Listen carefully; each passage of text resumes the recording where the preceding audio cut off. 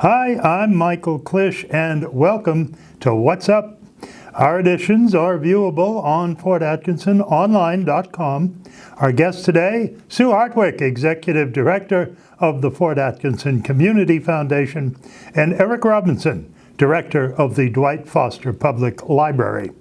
They're here to discuss grant opportunities made available by the foundation and the process involved in applying for a grant. We're here at the library, which has been a recipient of grant funding. Sue, we'll start with you. Tell us about the Community Foundation. What is it? Well, the Community Foundation is a philanthropic organization here in Fort Atkinson, and its purpose is to improve the quality of life in Fort Atkinson. It's pretty simple. We have a number of funds. I brought a list here. You can see we have 83 different funds that we have. People open these funds. They each have a specific purpose, whether they're a scholarship. Just to interrupt, what is a fund? A fund is simply an account. When money comes into the Community Foundation, we have to put it somewhere. This is where your money goes. This is where your money goes. So when people open a fund, they are opening a scholarship fund to give scholarships. They are opening a designated fund, which will give money to a specific nonprofit they choose. The library has a designated fund with us. If they have a donor-advised fund, they control that fund, and they tell us when they would like to make a grant from it. And our board has to approve it, of course, but the person who holds the fund can make recommendations to us as to how they'd like to grant that money. We also have field of interest funds. Those are our most powerful funds. These are funds that somebody set up with us for a specific purpose, but not just one purpose, a bunch of purposes. That's why they're called field of interest. So Mary Horde, when she set up her fund with us, she set it up so that it would benefit anything with beautification, arts, culture. It's very broad, so we use Mary Horde a lot. It's our largest fund that we have at the foundation. But we also have the Bertha and Marilyn Cool Fund, which is a field of interest fund. And that one you can kind of drive a truck through. That one is anything that will beautify Fort Atkinson. So you can imagine a lot of our grants can come from that. But basically, we have 83 pots of money at the foundation. People open a pot, they open a fund, they put the money in, and then they ask us to then grant it out to nonprofit organizations who have good ideas, who are making a difference for Fort Atkinson. So we're a little engine for philanthropy here in Fort. Just how much money do you have? Well, with the market over the past 6 months, question.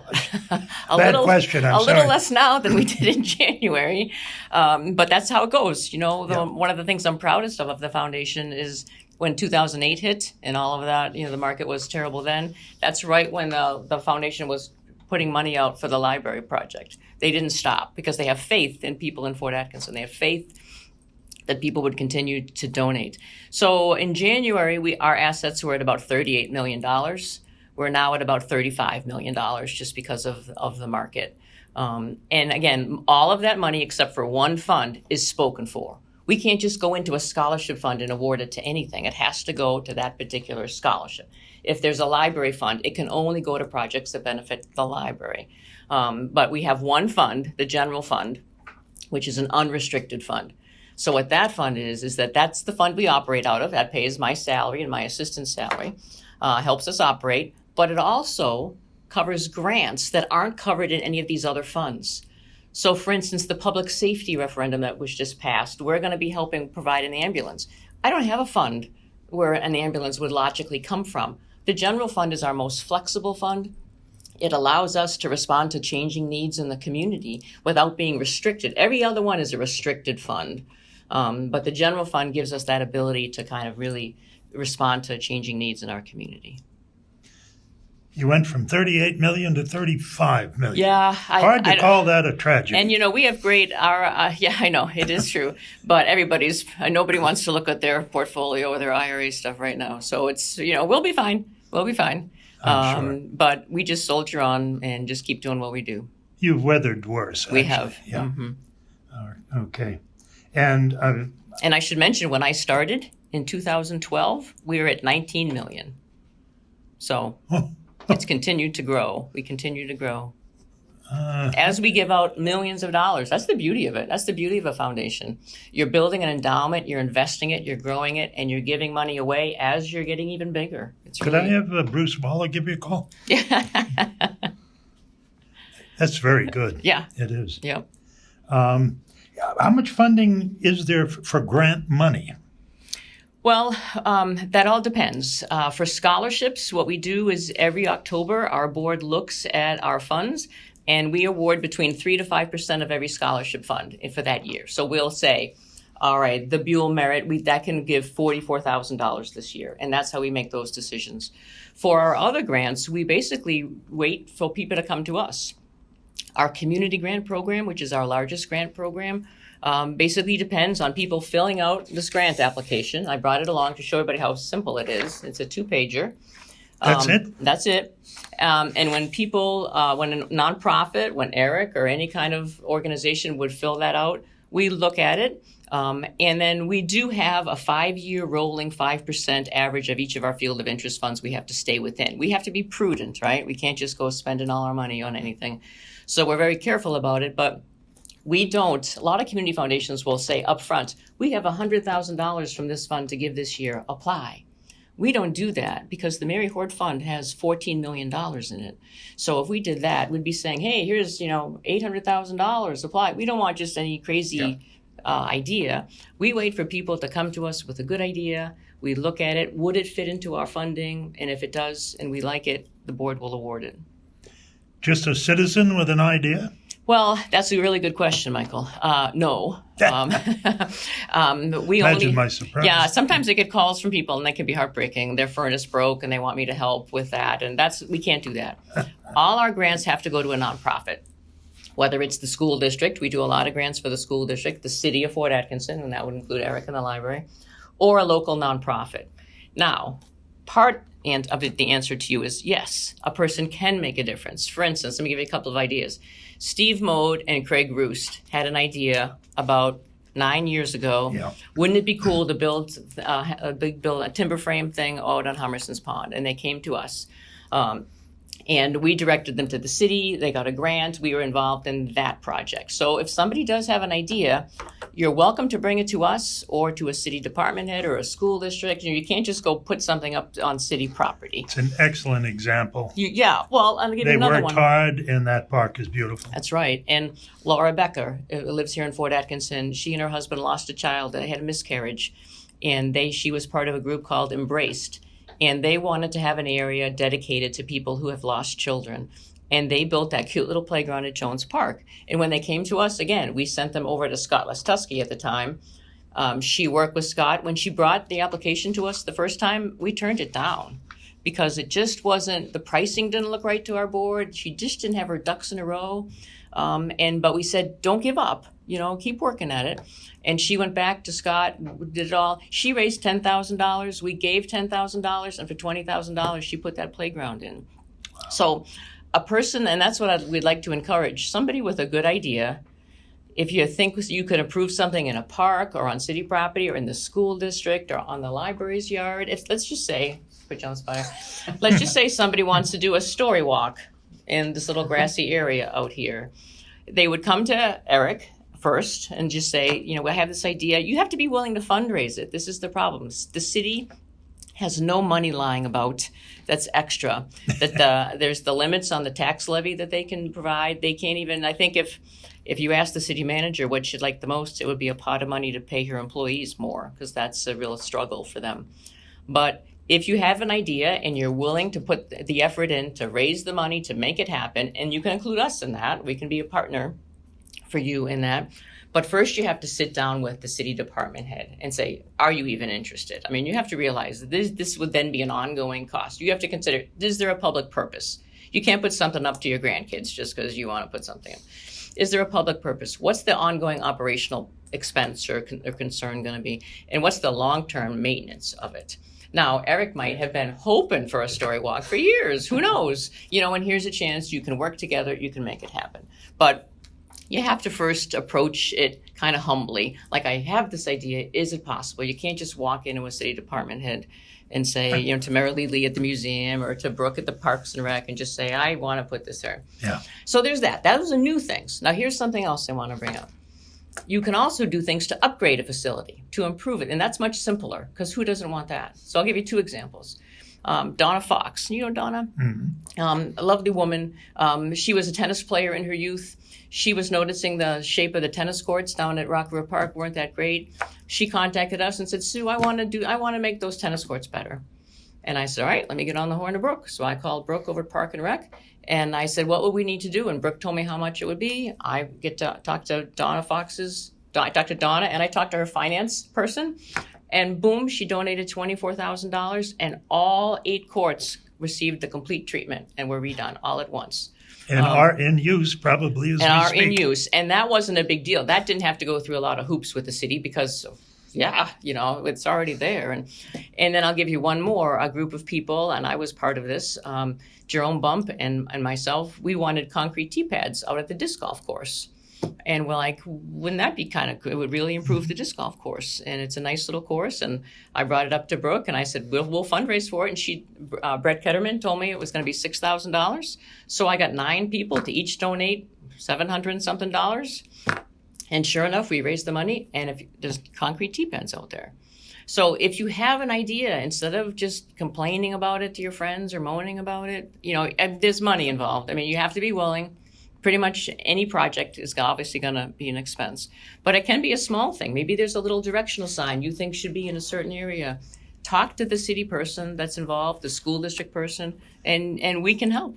That is a good point. Don't think it's too insignificant. Yeah, you don't know. You'll tell them if it's insignificant. Yes, and you might say, let's say you want to do something for the city. You might say, what's on your list? What are you looking to do? What would you really like to do? And you could say, I'm looking for sometimes Rotary is looking for a project. And Rotary might go, project lead, always looking for a project. Yeah. But you can be the Rotary. You can be project lead. You can go up to the city and say, hey, I'm looking for a project. What would you like done that would improve Fort Atkinson? That's our vision, a better Fort Atkinson. How many towns this size in the United States have a foundation like this one? Yeah, I don't know of many. I haven't really researched it completely, but Fairfield County, Connecticut comes to mind, but that's not a real county. Well, it's a suburb of New York. Well, yeah. A lot of community foundations are much bigger than us. A lot of community foundations are 4 counties wide, 5 counties wide. And so they have a geographical range. So there's a lot of nonprofits that they can help. We are just limited to the Fort Atkinson area. We use the school district as our borders. Now that's not to say we won't help a county organization. We've given grants to the Humane Society, which is actually in Jefferson, Rock River Community Clinic, but we always prorate it to how much of it is helping Fort Atkinson. We don't give them the full amount. We give them what's the Fort Atkinson point, not because we're stingy, but that's what our governing documents say we have to do. We have to benefit the people of Fort Atkinson. So to have this large an asset benefiting this small a geographical area is pretty unique. Indeed. Yeah. And you've answered quite a few of my questions good. With that. Thank you.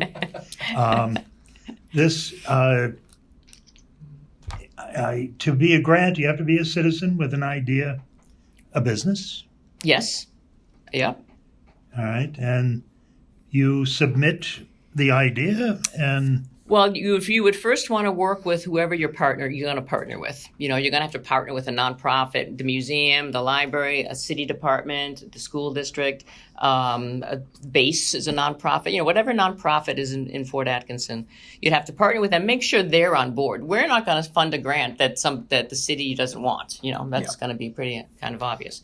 So once you got that idea and once you got some buy-in, then you would have to ask me for the application.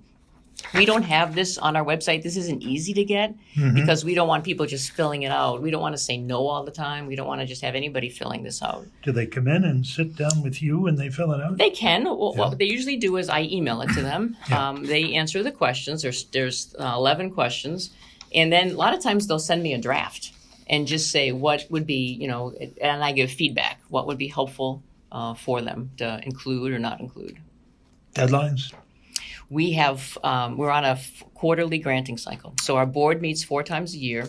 So the deadline to submit a grant is, let's see if I'll get this right, December 15th, March 15th, June 15th, and September 15th. That's 1 month ahead of our board meetings. So once you fill out a grant, you would then submit it. And one of our directors would meet with you ahead of our board meeting to ask questions, to just ask what they think other board members would be asking. They touch base with the applicants, any more information they think they need, and then we have a discussion at the board meeting, and then our board votes. We have a 5-member volunteer board. I don't vote, and they make all the decisions for the board. Eric, you've done this Twice. Yeah. So, Outstanding. yeah. Was it hard? No, it was sort of like Sue described. It really is pretty painless. And I'll be honest, like the first time I had applied for a grant was with the Community Foundation. So even in previous jobs working for other not-for-profits, I hadn't personally applied for a grant. So the first one that we did was actually the lighting actually in the building. So the library itself had been renovated about 12 years ago from now. And when I shortly started afterwards, I was a little naive to the building costs and things like this. Is a beautiful building, but it's also kind of like a house. There's many things that go into it. So I think I saw the first electrical bills and I was like, that seems extremely high. And showed it to the city electrician who went, wow. But at the same time, he mentioned 2 really good things. I had met with Sue shortly after starting, and I knew of the foundation and the library having a designated fund like other organizations in the city. And the other thing that was kind of critical was he was helpful to let me know that there was another avenue to pursue getting grant funding in a way. So what I did was kind of the due diligence of how short this form is. It sort of forced me to ask some very obvious questions pointed at, why would you want a grant to improve the community through lighting? Well, the reality is we were able to have engineers come in and tell us very specifically how much we would save per month, which has held true. It's been about $1,000 a month that we've been able to save from our electrical billing. So even though all in told, I think the total project was $63,000, we were already past the years of the cost of it. We're already seeing the benefit of that. So the return of investment has been extraordinary. So things like that are very beneficial. And like Sue alluded to, it was fairly simple once. I did a lot of, I'm a professional librarian, not an engineer, but coming up with wattage and stuff like that to show it wasn't too challenging. It was just asking the right people. And we sat down with a member of the board to sort of explain why this was beneficial to not only this building, but to the community in the long run. Obviously, saving money over the course of time is very helpful. And it was a fairly painless process. It was remarkable for me just because I had never done a grant before. And so it was just really well received and done. And it was great to get the work done. Someplace else would have been even more remarkable. True. The other grant that we did was a little bit more civic focused. Shortly after the pandemic started, actually the week after the closures started across the country, we closed like many other organizations. And our still now children's librarian, Minetta, who's now the assistant director also, she just kind of took it upon herself to start cutting up plywood and painting it and putting Velcro on it and making what's called a story walk. So she had picture books that lined the front of the building. So even though we were physically closed, it was, her attempt to sort of welcome folks here. So she did that very quickly and hastily, and it was loved. I remember going to the senior center like couple months ago, and I was getting done talking about stuff I thought they'd be interested in. They're like, tell us about the story walk. So pretty quickly after, wind and humanity affects signage in a fairly well-loved space outside, we decided we needed to do something more permanent. So we applied for a grant to move it to Ralph Park. So it was a nice coordinated effort with another city department and, a wonderful organization to basically help fund something. So that's also done. So if you're interested, you can go to Ralph Park and see a permanent story walk that's there now. So this is a beautiful library. Mm-hmm. And you've got wonderful people that work here. I can't say enough about it. Thank you. This was when I 25, even more than that, when I considered moving here for a job at WFAW, I checked the city out.